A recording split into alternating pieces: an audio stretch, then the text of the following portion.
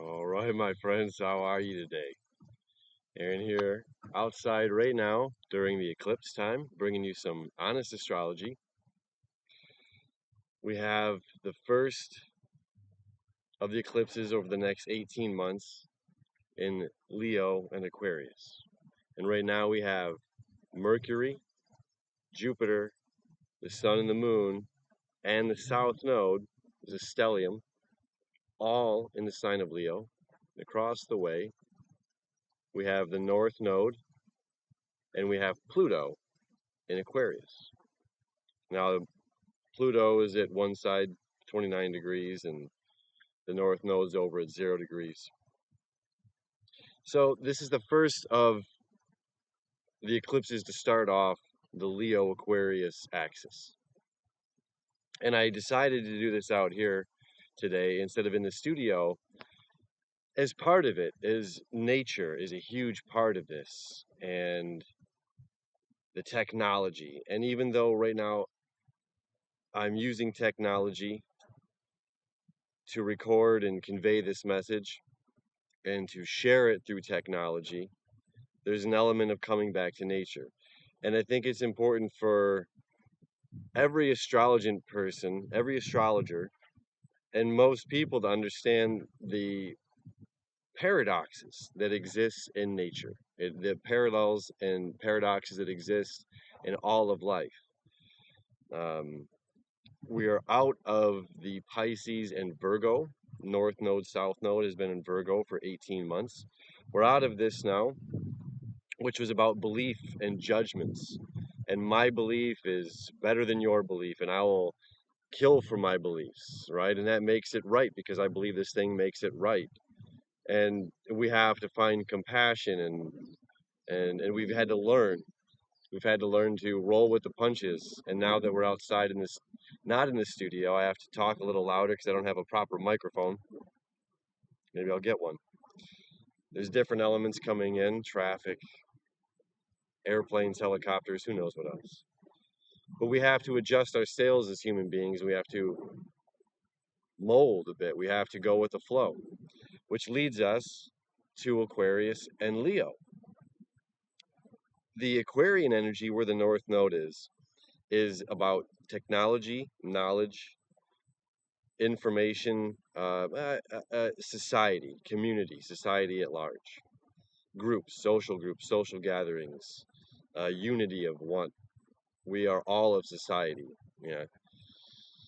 Trees it covers all of trees. This one category, tree.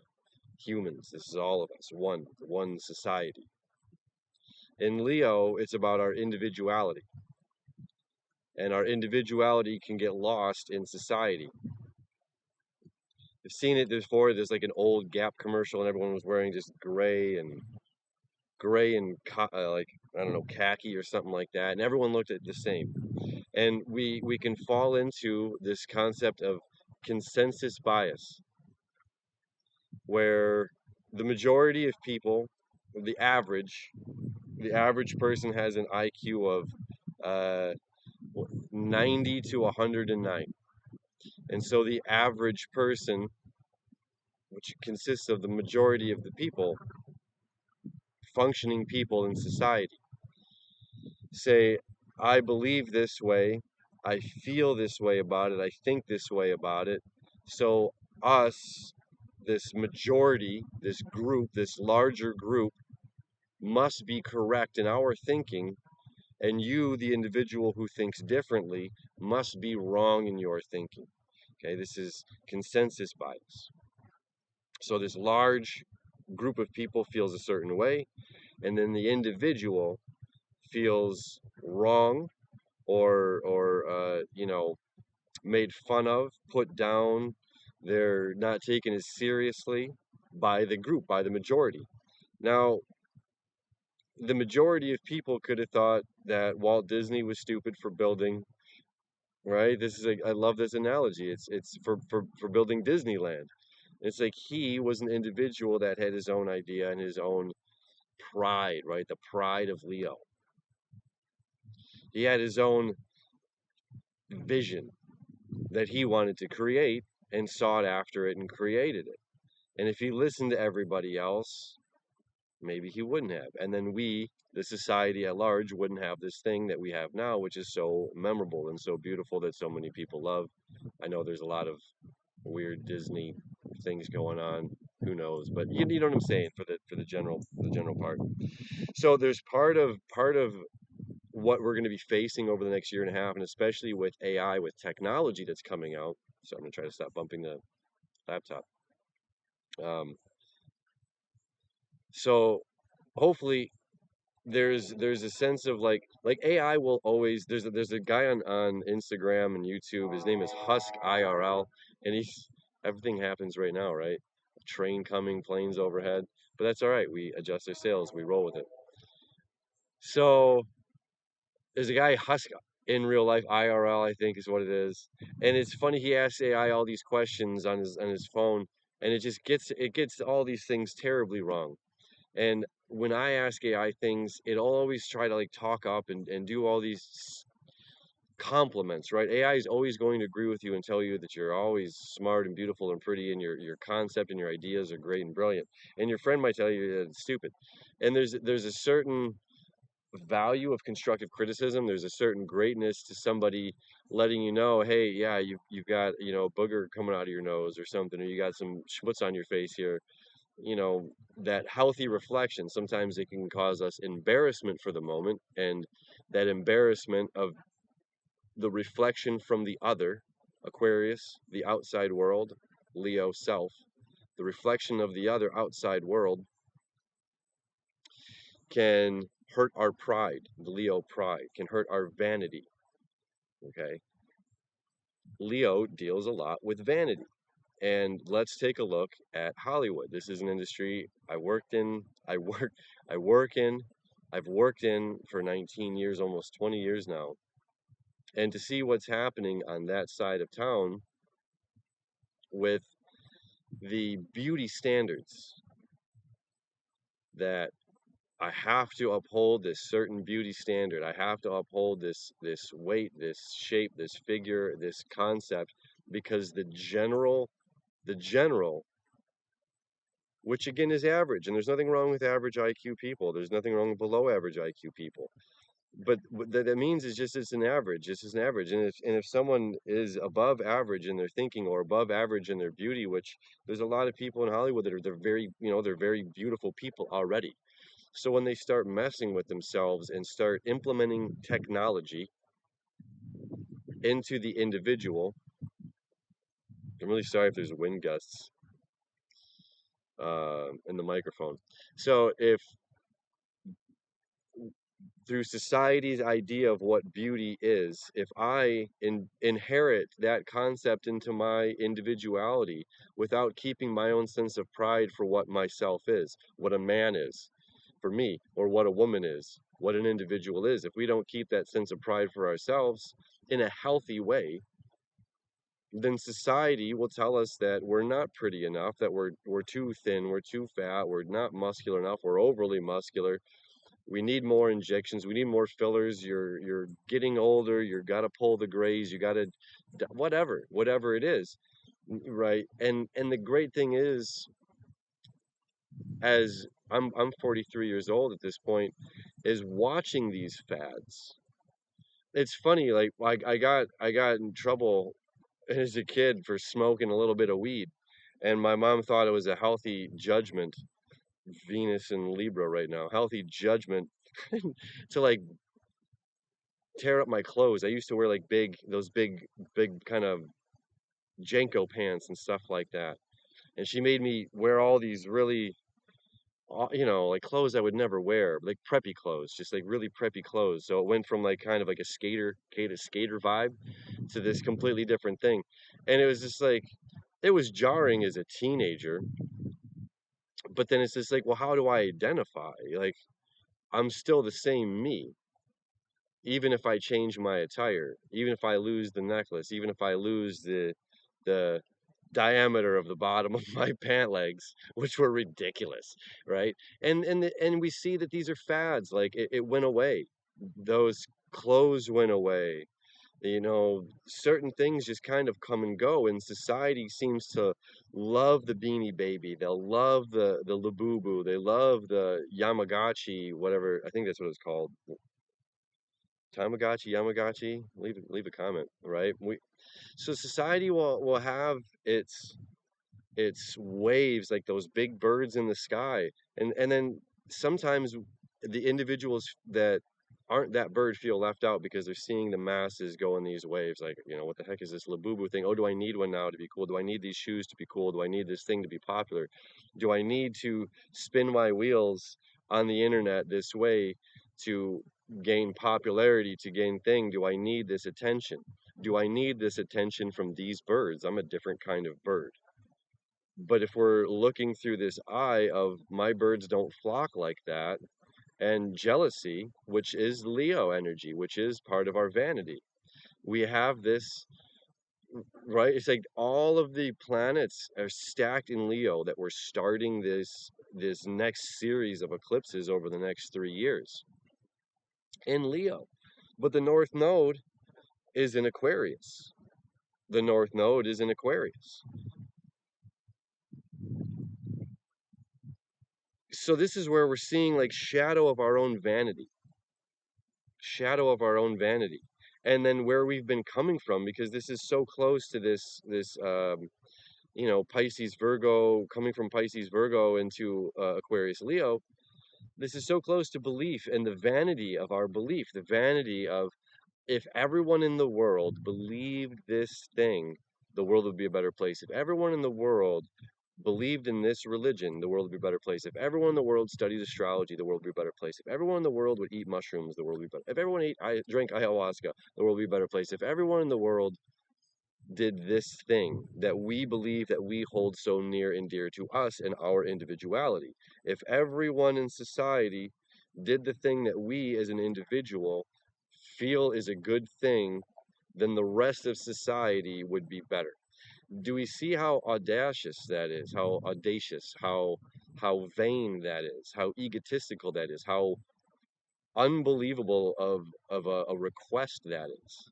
And for us as individuals to say, if only everyone in the 8 billion plus people in the world thought the way that I did, felt the way that I did, loved the song that I loved this thing the way that I did, or prayed to this God the way I do, or worshiped this way, or made love this way.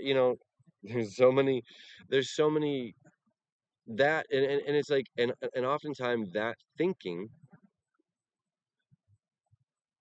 leads to the judgment, Venus and Libra, the judgments that separate us from that of which we love. Venus is that of which we love, people. Venus and Libra is people. And Venus and Libra is making this beautiful trine over there to Pluto and Aquarius, which is making another trine to Uranus and Gemini. So we have this beautiful grand air trine happening, and this stacked new moon energy, this air trine. It's like there's breakthroughs and ideas. There's breakthroughs and ideas that we could be wrong. We could be wrong about our beliefs. We could be wrong about different things that we hold in our fantasy. And when we pop this bubble of fantasy, which is going to happen through this communication and information and technology spreading wildly through the masses, when the masses begin to shift and have a polar view in their thinking, it will make us question certain things. And then so in this becomes another paradox and battle of, well, if everybody's saying, well, now there's evidence, let's say hypothetically, that there is no proof that the historical, character Jesus ever existed.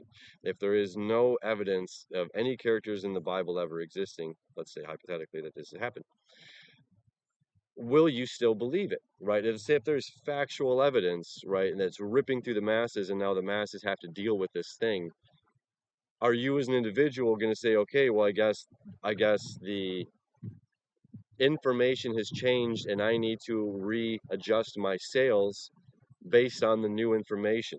Or am I going to stay steadfast in my beliefs, steadfast and strong and feet planted in the ground in my convictions and my beliefs that you're all wrong and I'm the only one that's right? So we're going to be faced with this kind of stuff. and the best I can say is to both sides is to be kind. People hold on to different beliefs for different reasons. People hold on to different views for different reasons. I hope the audio is okay in this. That brings us to something that's a very valid point. That's okay. That's so beautiful that I'm doing this outside and that's come up right now. Right. I'm hoping the audio is okay for you to hear the message. Which me saying that brings up an insecurity that this technology isn't going to be up to the societal standards of how the audio should sound. I don't have one of my microphones plugged in. I don't have a little windscreen on a little thing like this. So there's a possibility because I haven't done the proper setup, spent the time or money, whatever resources to make sure that I could be able to do this outside without having wind issues, that I could lead to my insecurity on judgment through society. I have a client that so I record audio for film and television productions, and I also record music acts, over the years. So I have a client that would be kind of insecure in the studio that would need a lot of affirming attention. Affirming. Now, this is like some Carl Jung kind of stuff when we get into the ego and validation through society. Okay. And we're going to be dealing with this majorly over the next 18 years because there's going to be information that's rippling through technology, rippling through society through this technology that is going to make us question elements again and pop the bubble of our fantasy. So when we're constantly seeking validation through others, again, we have to ignite our fire. This is part of our shadow, our insecurity. We have to ignite our fire and either right by the microphone, by the thing that, to make it better so that those insecurities or those uncertainties uh, diminish, can can act with more confidence, right? If I had that, I would act with more confidence. So let's go again, we're going to go deeper here with this. So I have a client who made amazing, amazing music, beautiful music, and would ask for validation, which as an engineer and producer, yeah, I'm going to give you the information you need. Yes, this is cool. No, that's not. Let's rework this. And being honest. And then during the yes, the affirming yes, it was not enough. There was always like more. Well, like let me see you, bob your head. Let me see you, do something. You're just sitting here listening. It's like, well, that's how I'm drinking it in by, right? That's my process. But it wasn't enough. And that's translated not to just in the studio, but to on stage, to where on stage, the individual, now we're in society, the individual's taking a thing that they feel passionate about, Leo energy, they feel passionate and excited about creating this thing for society. This is the apple tree producing the apple. This is the reason you're here. You're producing the thing that you want, and you want to give it to society with excitement and joy. And hope that we've done enough research and all these things to get the message across clearly. So even in this stage now, the individual is like, all right, everybody, thanks for coming out, give it up. And the people, all these people that came out, which was it was a good sized crowd, but it wasn't like a slammed stadium. Yeah, they all hoot and holler and they clap. Oh, come on, I can hear you do better. Yeah, they do better and they clap louder. But it wasn't enough. And and he made like some remark and like waved his hands off at the crowd. And it was like, oh man, we all felt it. And when is the validation from outside society enough? When is the validation from outside society enough? We have to be our own cheerleaders to the best that we can. We have to. I heard this thing. I'm gonna mess up the quote, but it was just like, this idea, this story, this vision was given to you because you're the only one to understand it, interpret it, and give it back to the world. So when we're seeking validation from other people, when we're seeking validation from outside source that our idea is in fact good, our idea is worthy of our time, attention, and all of these things. And if people don't understand our our thing, it doesn't mean we have to stop making it, right? Or we lose confidence. We have to have a healthy set of healthy sense of pride, a healthy sense of self-worth. So this thing is saying, okay, self-worth, and then self-worth and confidence. Let's raise the bar on this, right? What do you need? Do you need something else to be confident about the thing? It's usually coming from the inside. If it's something that we have to use from the outside, again, it's paradox, like the microphone and windscreen. It might be helpful.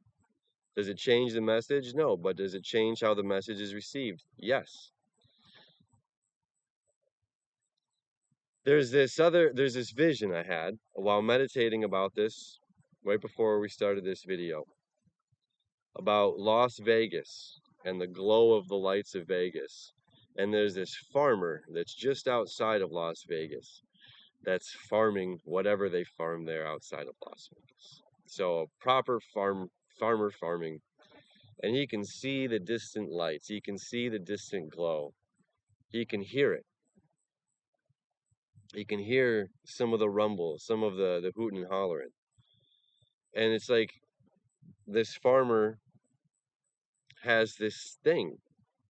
Like each individual, we have this thing that's our thing that we have to tend to.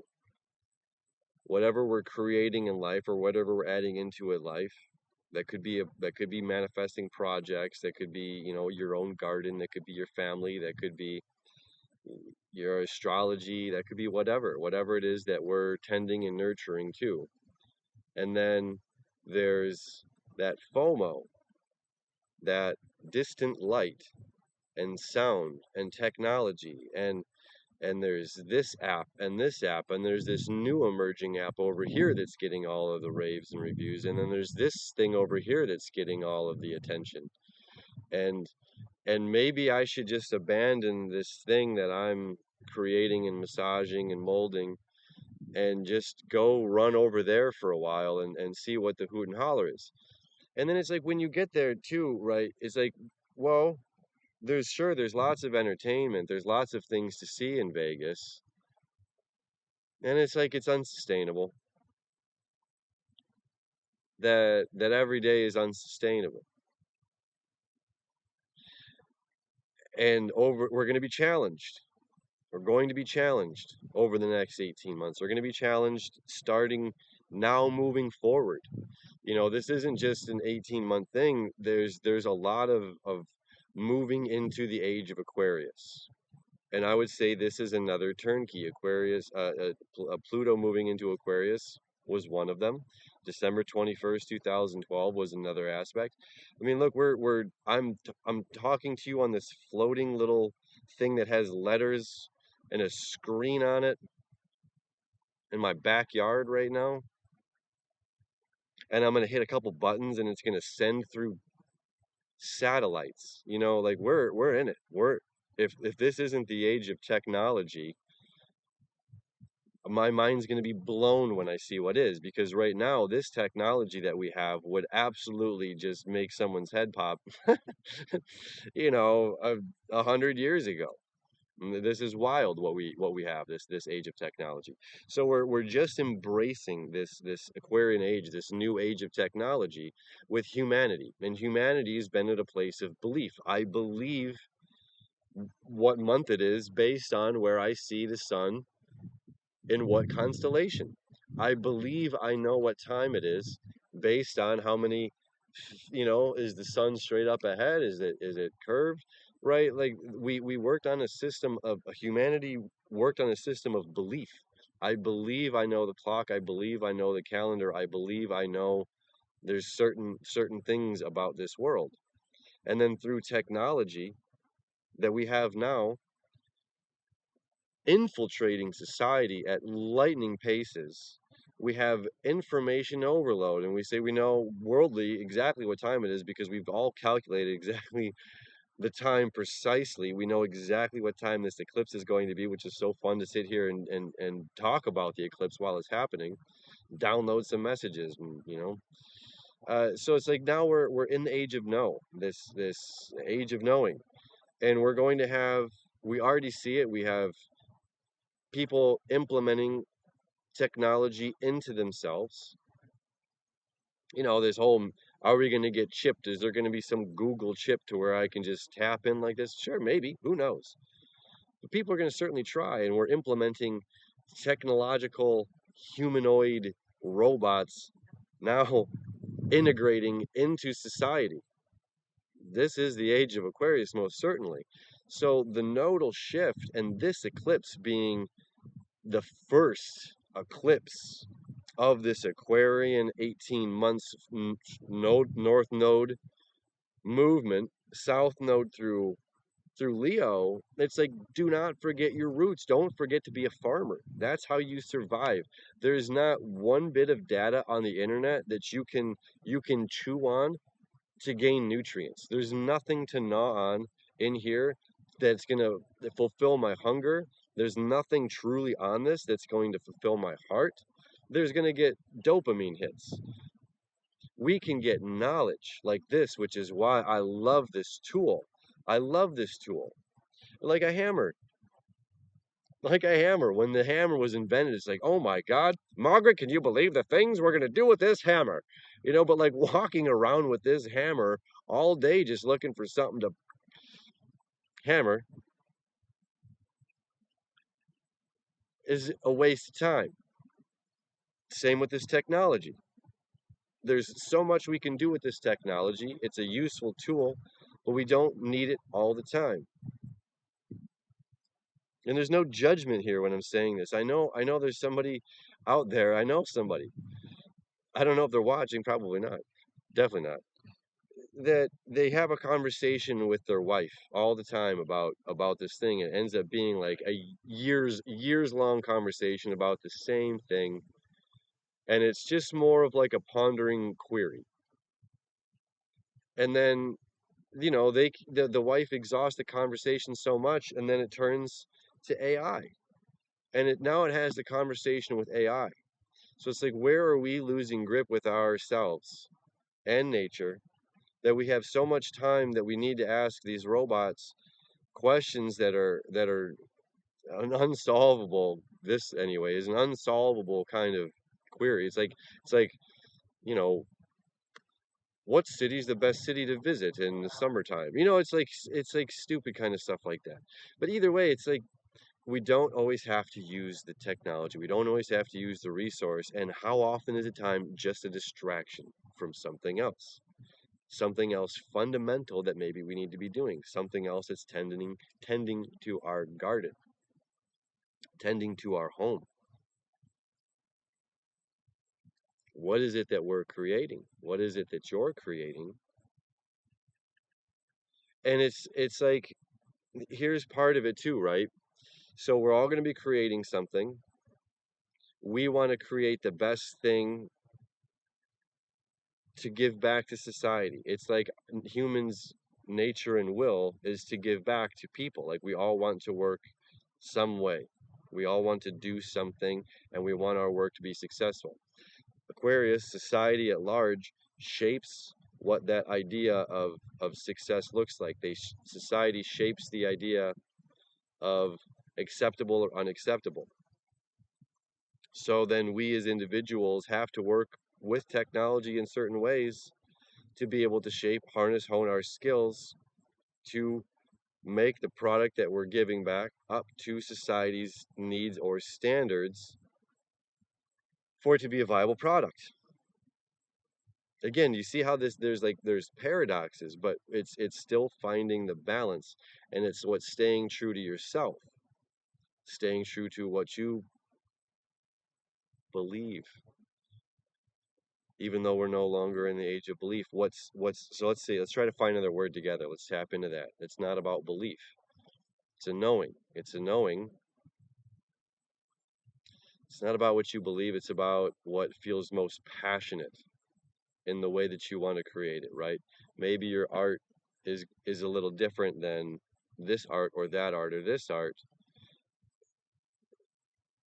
As long as, right, there's like societal standards to that kind of thing, but as long as you're creating with passion the way that you want to, right? Dolly could sign a pizza box and it would be incredible, but there's also like worked with reputation getting his name out there. So there's us not being afraid to go into society and say, this is me, this is the thing that I have.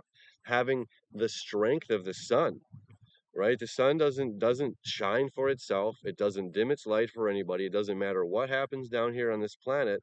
The sun's not saying, I'm gonna shine a little less today. I'm disappointed in you, Aaron. I'm disappointed in you, society. I'm disappointed in you for this. No, the sun keeps getting up and it keeps shining. So starting this Aquarian age, starting this eclipse season, these eclipses over the next several years between Aquarius and Leo, this stacked Leo is remembering the strength and the fire that exists within you. So the word God gets hung up on people. So I get that because people think God, Christianity, or God, right? There's so many different concepts of God. There's this energy, that rolls through all of life, through this grass, through these trees, that willow tree you can't see, these beautiful pine trees you can't see, unfortunately. So there's this energy that rolls through all of life that's burning the sun, keeping and sustaining the energy of the sun, so keeping and sustaining the energy of the universe alive. This energy exists through all of us and unifies all of us. This is also Aquarian energy. Okay, this is the unification of all things. It's that pop of the bubble when the balloon breaks from my breath into the breath of the rest of the world, and all of these trees are giving back, and there's no part of these trees that are giving back the oxygen to me and the carbon monoxide that I'm giving back to the trees. That's like, here, this portion of the oxygen is saved for me, right? It's all unified. So the energy that rolls through us is unified as well. So the energy that's creating the sun, I had to get loud with the wind. The energy that's creating the sun and sustaining that energy of every day, of it not dimming, of getting just burning and saying yes, exists within you. And it's saying, I want to exist within you. I want to see life through your eyes. I want to hear music through your ears. I want to taste music through your taste buds. I want to dance the way that you dance. And nobody else can dance the way you dance. Nobody else can have this vision the way that you had this vision. And to remember that and not be sad that you're the only one with this vision and the rest of society doesn't have it, but you have it. And instead of feeling insecure and a lack thereof, but to be fueled by this, fueled and excited by your individuality, be fueled and excited by the way you dance. And if people are watching, it's like, just who cares? Let them. And other people are going to join you. And your excitement and your enthusiasm spreads like a yawn. So it's like a recap, right? We got to check our vanity. We got to check where we're saying, if only people thought this way about the world, about things, we're all different colors of the rainbow and they all coexist. So naturally there's going to be people that think, feel, and do things differently, have different beliefs, ideas, and that's okay. We can celebrate ourselves, we can celebrate them, even their differences.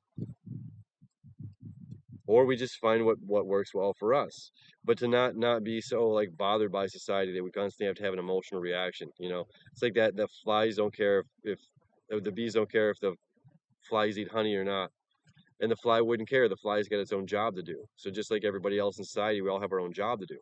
So just because there's a group in society that feel or believe a certain way, if you're the only honeybee that's around a bunch of flies and they're trying to convince you, it's like, no, you got to go do your own thing. And you just got to believe that on your journey, on your path, that you're going to eventually not only find some beautiful flowers, but some other beautiful honeybees that you can coincide with. So if you're alone in your wolf pack, if you're alone in your birds and you're seeing the other birds move through the sky that aren't quite the way that you move, it's okay. Just stick to you and your own hoot and your holler. Don't have to try to mimic the other birds. Remain grounded in our individuality, not being distracted by all the pretty lights and sounds of technology and these sounds of everybody having fun over there. Like, I think about Vegas. There was a time in my life, like in my 20s, early 30s, where like Vegas is like, oh yeah, I definitely want to go vacation there. Not really where I'm at this point in life, right? Like, I think of like the kind of gluttonous and drunkenness and the noisy machines. Sure, there's some cool shows and stuff, but you can see that kind of anywhere. I don't know where it would be, but maybe somewhere in nature, you know, a beach. But that's me. Somebody would want Vegas. But anyway, you see where I'm kind of going with that. It's like not being distracted necessarily by this like idea of the fun happening over there or this technology over here or this new app over there or this thing. And if I'm, you know, there's another double-edged sword paradox.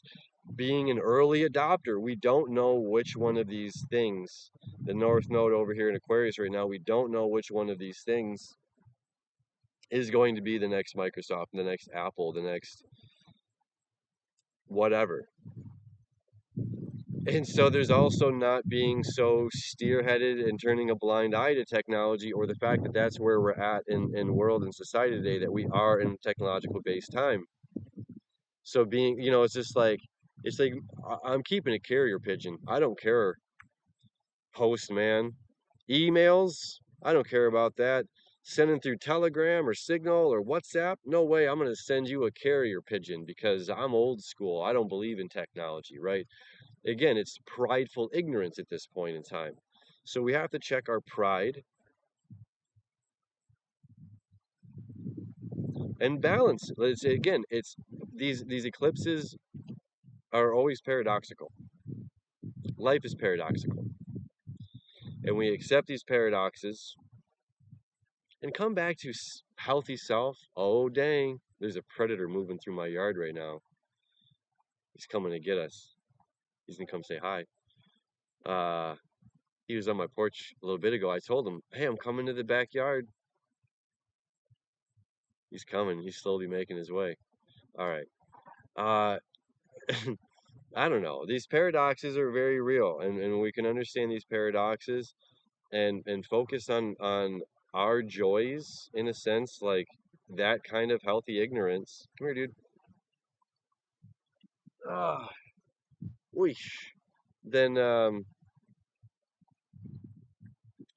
it's not as stressful. We don't need to always be stressed out by society and society's beliefs, or when people are mad at you for being happy. I get that sometimes, that people are mad at me because I'm choosing to be joyous.